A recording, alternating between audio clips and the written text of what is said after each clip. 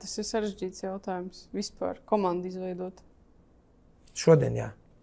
Jo it kā liekas vienkāršas lietas, būt uzticamam, būt draugam, bet... Es nezinu, kas notiek reāli.